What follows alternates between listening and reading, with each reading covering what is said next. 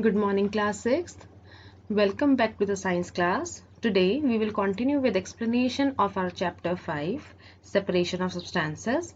Last time we have studied about various kind of mixtures and their methods of separation. Also the reason why we are studying so. In last lecture we have covered the handpicking, threshing, winnowing and sieving are some methods of separation. In today's lecture, we will learn about other methods of separation, which we use for separation of very fine particles. Remember, in first lecture, I have asked you one query that what if I'll give you mixture of sand and salt? How will you separate it? Today, we will get this answer. So, let us start our explanation. Yes, our topic is sedimentation, decantation and filtration. These are three methods, okay? Sometimes it may not be possible to separate components of a mixture by winnowing and handpicking. What if you try to separate sand and salt with the help of winnowing? Both are lighter in weight, both will blown off, okay? With the handpicking, you can't pick each and every particle of salt or sand, right? So both are not usable. Here we have lighter impurities like dust or soil in our rice or pulses, right? In this case, what your mother do? Your mother washed them. And what is the principle behind it? When your mother add some water to the rice and pulses before cooking, okay? So what happened? The lighter dust particles and other small straw particles come up to the surface of water, right? And what will sink at the bottom? At the bottom, the rice or the pulses, because they are heavier in weight, sinks, okay? So here, rice and pulses are usually washed before cooking. When you add water to these, the impurities like dust particles get separated. So these impurities go into the water and now the rice and the pulses settled down. Okay, they sink to the bottom. Have you seen that vessel is tilted? Have you observed your mother to tilt the vessel to throw that water? Right? The process is called decantation. Yes, when the heavier component in a mixture settles after water is added to it, the process is called sedimentation. Means when we add water to any of the component, okay, and we mix it well and leave it for some time to settle down. That process is called sedimentation. And when the water is removed by tilting the container so that the upper layer of water thrown out, right, that is called decantation. The same principle is used for separating the mixture of two liquids. Yeah, two liquids, but those two liquids which are not miscible, that means they are immiscible, right? So we can use this method to separate oil and water from their mixture. And how? Because the oil makes separate layer. If you mix oil and water together, leave them aside for some time, after that you will observe that oil is forming a particular layer. Whatever layer is above, it can be separated by the process of decantation. Okay, yes, after preparing a tea, what do you do to remove the tea leaves? I have told you this very first example in the beginning of lecture 1 regarding the explanation of chapter 5, right? Your mother used strainer, right? So here, try decantation. Yes, let the tea leaves settle down and after this you can decantate your tea, okay? But after decantation, you will feel there are some impurities or lighter tea leaves floating over the surface of tea. How will you separate those tea leaves? Here, another method is present, that is called filtration. You can use strainer or you can use any of the cotton cloth for the same. Okay, this process is called filtration.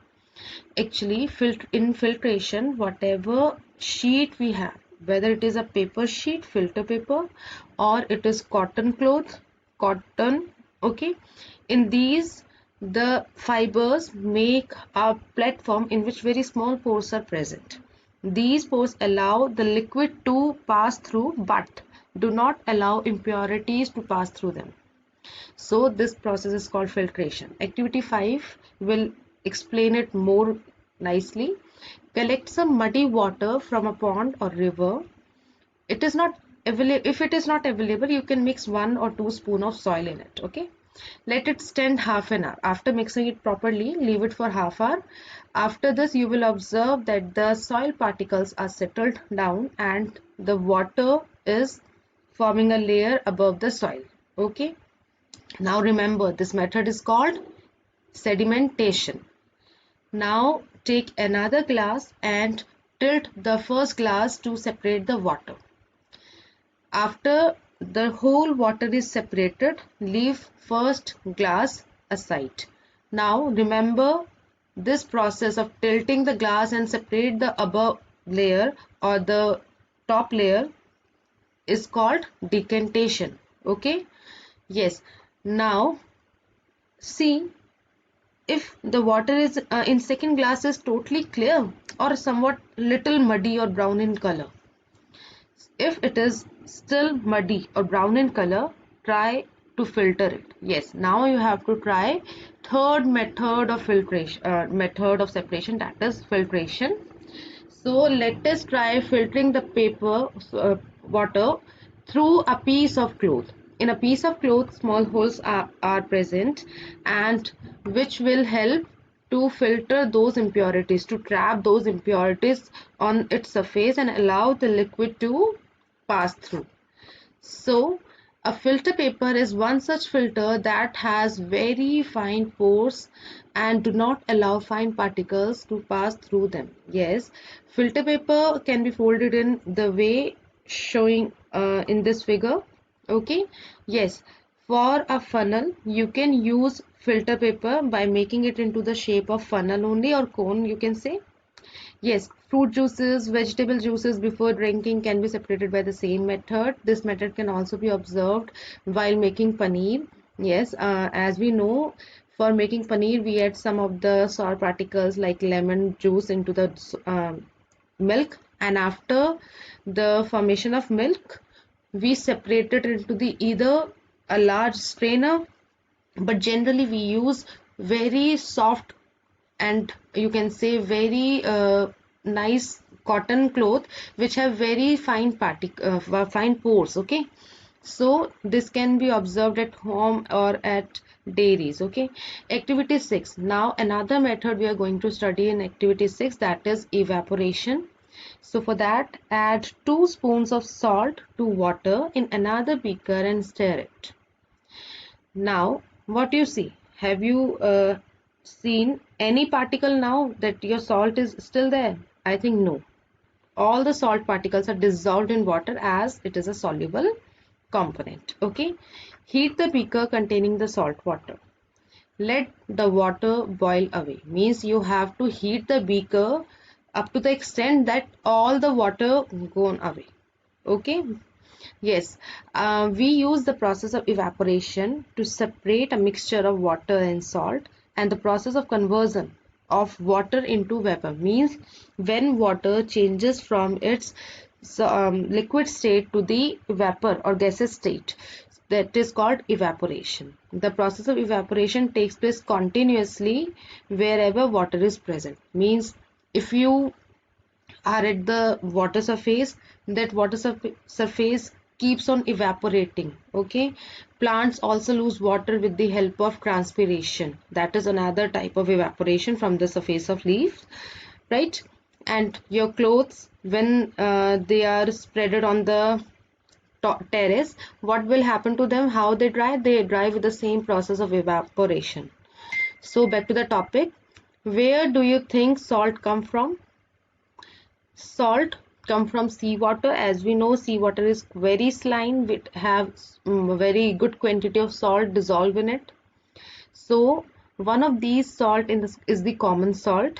When the seawater is allowed to stand in shallow pit means on the beach, we take a large area, clean it and divide it into some of the boxes, or you can say compartments. Okay, we make it into a shallow pits, means we make a boundary.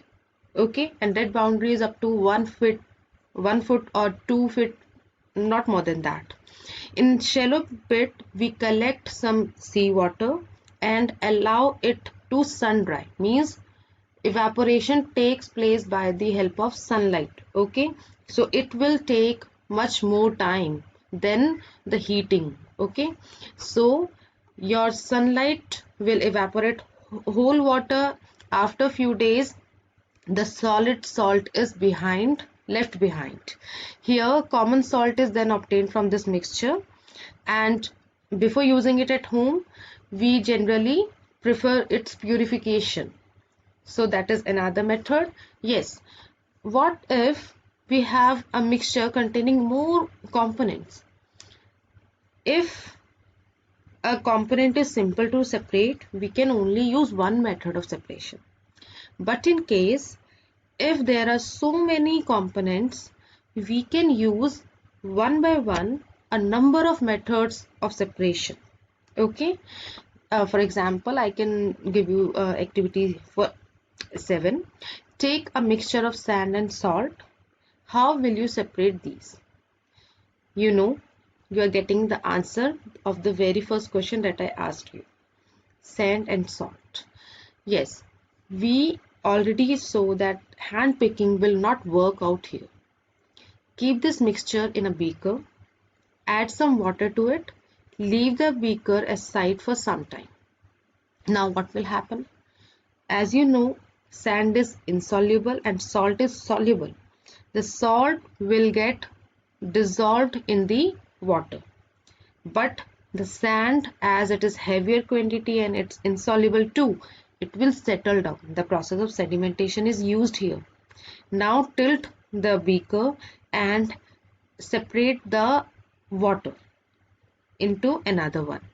The process is called decantation. We are separating the liquid, okay, or the top layer from the mixture by tilting it. So this is called decantation. Now what we get? We get water. Do you find any of the salt particle in it? No. If you still found some of the sand particle in it, you can filter it by the process of filtration. You can use filter paper, or if you do not have filter paper at home, you can use cotton cloth. Okay, yes. After this, what we will do? We will use another method, that is evaporation. Let me repeat. We have first tried sedimentation, then decantation, and the third one was filtration. Now we will try evaporation. We will heat that water up to that extent that whole water get evaporated. Now what will left behind? You know, it is salt, as we have studied it in above activity and example as well, right? Yes. After this, what about water? We got sand in one container. We got salt after heating or evaporating the whole water. But what if we want water as well? So for this, we can use kettle for heating this water mixture. You can say that salt mixture. And we can hold a plate or a container which is flat from bottom, and keeping some ice cubes in that container. What will happen when your kettle containing that salt mixture heat? The water will start evaporating. As your kettle have lid over it, that water will not go outside from that side, from that mouth side. Okay, so that water will come out from the snout. Here you can see, yes, here is the snout. So it will come from this side. What will happen if this container with the ice cube is present? That hot steam or hot water vapor come into the contact with this cool iced plate or container, that will condense. Yes, the process is called condensation. As I told you, that when the water from its liquid state converted to the gaseous state, the process is called evaporation. But if the gaseous state of water is converted into the liquid state, it's called condensation. Here it is marked, the process of conversion of water vapor into its liquid form is called condensation. We will collect these droplets into another beaker.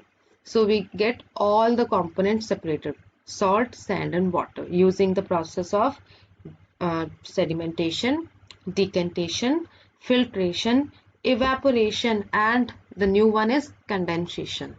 Okay, now Paheli faced a problem while recovering salt mixed with sand.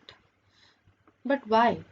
Actually, she has mixed a packet of salt in a small amount of sand. Now she tried the same methods stated in the activity 7. She found, however, that she could recover but only a small part of salt. What could be the reason behind? Let us study this. Yes, can water dissolve any amount of a substance? We have two questions right now.